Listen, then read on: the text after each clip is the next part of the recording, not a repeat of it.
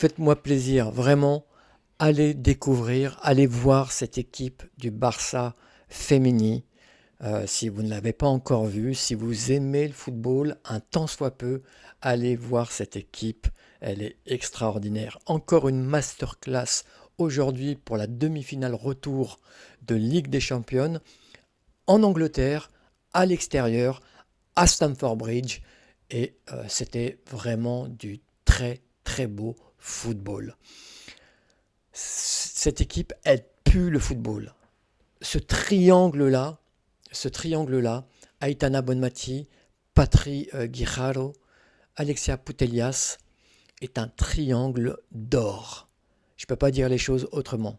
Moi, j'aime bien l'appeler le triangle des Bermudes parce qu'une fois que le ballon se trouve à l'intérieur de ce triangle, il disparaît aux yeux et à la barbe des adversaires et vous ne le revoyez plus. Et c'est fantastique de voir à quel point toute l'équipe, de la gardienne à l'attaquante, toute l'équipe est impliquée dans cette philosophie de jouer encore et toujours de façon positive, toujours vers l'avant, essayer de résoudre les problèmes que peuvent vous poser les adversaires calmement, tranquillement, et de marquer des buts, d'enfiler les buts comme des perles. Franchement, j'ai pas vu encore le match entre Lyon et Arsenal, mais sincèrement, je plains l'équipe qui va rencontrer le Barça en finale. Quelle que soit l'équipe qui sera qualifiée de l'autre côté. Franchement, hein. Bon, je suis pour l'OL, hein, vous avez vu mon maillot derrière, je suis bien sûr pour l'OL. Mais franchement, j'ai peur. J'ai peur que l'équipe se prenne une rouste en finale. Cette équipe maîtrise tellement les débats, maîtrise tous les paramètres qui concernent le jeu, que ça en devient presque effrayant. Il y a une telle différence, une telle classe de différence avec toutes les équipes que j'ai pu voir dans la campagne européenne sur la saison 2024-2025. En fait, cette équipe n'a jamais été aussi forte. Je l'avais dit dès le match aller et je le redis aujourd'hui. On prend les mêmes actrices et le résultat est le même. Le Barça qui fesse, qui talque les fesses, si je puis dire, de cette équipe de Chelsea, tellement il y avait une différence entre les deux équipes, c'était le maître et l'élève. Et franchement, Chelsea a pris une véritable leçon de football. Alors pour ce match, rapidement sur le schéma tactique, euh, on va dire que Sonia Bonpastor était résolue à mettre un 11 un peu plus offensif qu'il ne l'avait été au match aller. On est plus sur un 4-5-1, mais plus un 4-3-3, avec dans le milieu de terrain Nusken, Walsh et Cusbert, et puis une ligne d'attaque de trois joueuses. Baltimore, donc Baltimore que j'aime l'avoir voilà, plus haut sur le terrain à ce niveau-là. Mayra Ramirez, une joueuse qui déménage, et puis Canrid, voilà, moi j'aurais préféré franchement Guro Reiten qui a marqué en plus plus tôt dans la semaine contre Crystal Palace, qui revenait bien. Alors je sais pas si elle était à 100%, si Sonia préférait la ménager. Et puis sur la défense, donc une défense à 4 avec Niam Charles à la place de Sandy Baltimore qui jouait plus haut, comme je l'ai dit. Là, j'aurais mis Ashley Laurence, moi, sincèrement. Bright Girma, voilà, rien à dire sur l'axe défensif. Girma doit jouer ce genre de match. Et Lucy Bronze. Et puis dans la cage, Anna Hampton. Côté Barça, on prend vraiment les mêmes qu'au match aller et on recommence. Un simple changement. Salma Paraluelo qui cède sa place à Claudia Pina pour ce match. Donc une équipe encore plus effrayante quand on sait que Claudia Pina avait mis un doublé au match aller en 10 minutes, 15 minutes. Voilà, c'est une équipe pour moi qui est encore une fois très au-dessus du reste de la meute. Sur le déroulé du match, eh ben, en fait, Chelsea a essayé de reproduire ce qu'elle avait essayé de faire au match aller, c'est-à-dire de lutter à armes égales au milieu de terrain, d'essayer d'étouffer l'équipe du Barça avec un pressing quand même intense, très très haut sur le terrain. Mais il en faut beaucoup plus. Il en faut beaucoup plus pour perturber cette équipe du Barça qui joue tranquillement, qui joue sereinement, qui récite son football, qui sait encore une fois quoi faire quand elle est dans ce type de situation, en allongeant un peu plus ses passes, en essayant de trouver un jeu un peu plus direct sur les ailières, euh, sur Eva Pajor, sur Caroline Graham Hansen, qui a fait un gros match d'ailleurs, Caroline Graham Hansen. Euh, voilà, donc Chelsea a essayé d'exister, mais finalement a couru énormément après le ballon. Et ce pressing ne se fait pas sans dépenses caloriques. Et à un moment donné, vous le payez. Et le Barça, qui aurait pu jouer vraiment tranquille, cool, laisser la balle à Chelsea, les laisser essayer de jouer sur un rythme de sénateur. Ils avaient 3 buts d'avance, elles pouvaient voir venir, mais que nenni. Non, le Barça a continué à, à- à jouer au football, s'est fait des passes, a construit son jeu, encore une fois, très tranquillement, sans paniquer.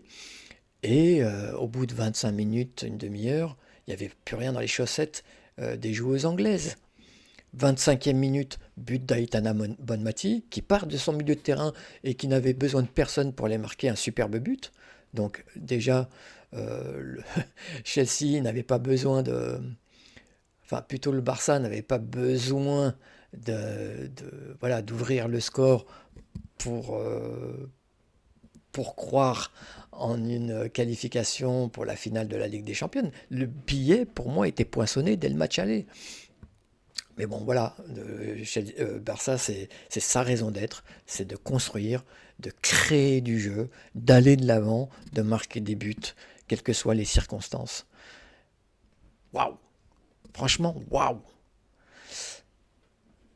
Le deuxième but qui arrive à la 40e minute, je l'ai dit, Chelsea, au niveau du milieu de terrain, il n'y avait plus de pressing, il n'y avait plus rien. Plus de jus, plus d'énergie, plus rien du tout. Et dans ces conditions-là, ben, le Barça se fait plaisir. Le Barça joue à son rythme et marque alors, en plus des superbes buts. Là, sur un centre, après un débordement de Caroline Graham Hansen, Eva Pajor a coupé le centre magnifiquement et a marqué le deuxième but. D'ailleurs, Eva Pajor, c'est une caractéristique, je pense que c'est une consigne même de Père Roméo. Je pense qui lui a dit à son attaquante polonaise de ne surtout pas redescendre, participer au jeu. On sait qu'Eva Pajor, c'est pas sa qualité voilà, ce jeu espagnol euh, très particulier, encore une fois. C'est pas donné à tout le monde. Et je pense que Eva Pajor est là pour finaliser les actions. Ce qu'elle fait très très bien. Cette année, elle a marqué une ribambelle de buts dans la Liga espagnole. Et puis, elle en est, je crois, à 6 buts avec ce but-là, à la 40e. 6 buts en Ligue des Champions. Je crois qu'elle est deuxième ou troisième au niveau du classement. Donc, elle participe en étant le dernier maillon de la chaîne au festival offensif catalan. Troisième but qui vient par l'inévitable Claudia Pina, une pépite, une vraie joueuse de football. Elle pue le football, cette joueuse aussi. Et elle marque un superbe but à l'entrée de la surface de réparation avec un amour d'enroulé qui vient se loger dans la lucarne de la pauvre Anna Hampton qui était totalement impuissante. Et voilà, ce troisième but, si tant est qu'il fallait clore les débats, voilà, vient éteindre tout le monde, en tout cas tous ceux qui supportaient le Chelsea, qui imaginaient qu'un miracle puisse se créer, puisse se produire sur le terrain de Stamford Bridge. Ben voilà, on ferme les rideaux et c'est terminé. La deuxième mi-temps, en fait, ça a été une leçon de gestion voilà, de la deuxième mi-temps par l'équipe espagnole qui a, voilà, qui a vu venir tranquillement. Il y a eu euh, pas mal, il y a eu pas mal de changements donc à l'heure de jeu. Pina qui sort, Irène Paredes qui sort aussi, puis Caroline Grandmountain qui visiblement avait mal aux adducteurs est sortie aussi. Voilà, autant ménager les joueuses clés autant que possible. On a un banc intéressant, donc on peut faire entrer des joueuses sans que le niveau de jeu ne se détériore.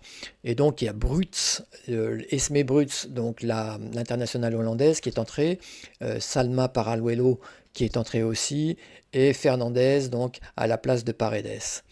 Voilà. Donc comme je l'ai dit, c'était de la gestion pure et simple. Ça n'a pas empêché l'équipe du Barça, quand elle le pouvait, d'aller porter le danger dans la surface adverse. Et inévitablement, il y a eu un but sur une erreur défensive de Niam Charles, qui avait été recentrée, elle, avec l'entrée d'Ashley Lawrence, donc côté gauche, qui est allée donc se recentrer dans l'axe, mais qui a fait une erreur sur l'intervention devant Anna Hampton, ce qui a permis à Salma Paraluelo de crucifier donc la gardienne anglaise. Donc 4-0. Voilà, c'était une leçon de football encore une fois. Et puis dans les arrêts de jeu, il y a quand même ce but des Anglaises, notamment par Captain. J'avais indiqué dans ma vidéo pré-match que ça aurait été bien de titulariser cette joueuse en milieu de terrain, notamment à la place de Nusken. Nusken qui était intéressante, mais qui avait beaucoup tenté en première mi-temps, mais on sent qu'elle n'a pas le sens du but, beaucoup de frappes écrasées, peu de connexion avec les attaquantes, que ce soit Sandy Baltimore ou Meira Ramirez. Ça aurait été quand même plus intéressant de titulariser d'entrée donc Captain, Mieke Captain, et puis j'ai pas compris pourquoi Katharina Macario n'a pas aussi titularisé alors qu'elle avait marqué un doublé contre Crystal Palace en milieu de semaine. Elle méritait quand même de démarrer le match. Il en a été autrement. Et donc le Barça, voilà, a donné une vraie leçon de football à cette équipe anglaise. Pas n'importe quelle équipe anglaise, encore une fois, c'est Chelsea. Chelsea qui a mis de l'argent sur la table, qui a recruté très fort au mercato estival, qui a répondu à tous les désirs de sa coach Sonia Bonpastor, y compris à s'acheter donc les services au cœur de l'hiver de Keira Walsh, donc qui était une joueuse, un atout maître dans cette équipe catalane, mais qui l'a quand même laissé partir. Bon, ça n'a rien changé au rendement de cette équipe catalane. Je dirais même que l'équipe catalane joue encore mieux. Quand on sait, enfin pour moi, cette équipe voilà, va étendre son hégémonie sur pas mal d'années. Je pense qu'elles vont gagner quand même quelques ligues des championnes. Le niveau est tellement élevé, il y a une telle marge avec les autres équipes. Après, bon, il y a aussi il y aura peut-être des années où il y aura des joueuses clés qui seront blessées au mauvais moment et qui pourront permettre à des équipes de tirer leur épingle du jeu. Mais sans ça, si vous retrouvez vraiment ce 11-là, ce 11 type année après année, je ne vois pas qui pourrait contester cette hégémonie. Vraiment, je ne vois personne. Je vais finir par dire quand même que j'ai trouvé que Chelsea avait été très arrogant en voulant absolument jouer d'égal à égal avec cette équipe du Barça. Il faut être humble. Quand vous avez une telle équipe en face de vous, il faut savoir changer ses plans. Vous avez des joueuses comme Sandy Baltimore ou surtout Meira Ramirez qui n'a jamais été mis ni à l'aller ni au retour dans les meilleures conditions pour exister et faire mal à l'équipe. Jouez en contre-attaque. Jouez derrière. C'est pas la peine de presser parce que vous allez courir après le ballon et vous allez vous brûler à essayer de récupérer un ballon qui est irrécupérable avec ce milieu de terrain. Jouez, arc-bouté devant votre défense, attendez cette équipe du Barça et dès que vous avez récupéré le ballon, jouez dans le dos des défenseurs. Irene Paredes, Mapi León, ce sont des superbes joueuses, mais qui ne sont pas super rapides. Donc si vous arrivez à toucher dans la course une joueuse comme Mayra Ramirez, elle va faire des différences, elle va faire très mal. La Colombie l'avait très bien fait contre l'Espagne au JO. Et j'aurais aimé que Sonia Bonpastor s'en souvienne. Elle a pensé à tort qu'elle avait des superbes joueuses. Elle a des superbes joueuses. Ne me faites pas dire ce que j'ai pas dit. Mais elle n'a pas une grande équipe. Elle a de grandes joueuses, mais elle n'a pas une grande équipe. Donc, le temps que cette équipe de Chelsea devienne une grande équipe, il aurait fallu quand même modifier carrément, et je l'avais dit aussi en avant-match, son logiciel et ses idées de départ et partir de façon humble en reconnaissant la supériorité technique de son adversaire plutôt sur de la contre-attaque pure et dure. Voilà ce que je pouvais dire donc sur ma réaction à chaud concernant ce match. Si vous aimez les contenus, si vous aimez ce que je vous raconte, si vous aimez ce que vous entendez, ben abonnez-vous, mettez-moi des commentaires, ça fait toujours plaisir de vous lire, bien évidemment. Mettez des pouces en haut, en bas, n'hésitez pas, soyez participatifs. Faites en sorte que la chaîne se développe, on essaye quand même de faire la promotion du foot féminin. A très bientôt les amis, va va voum!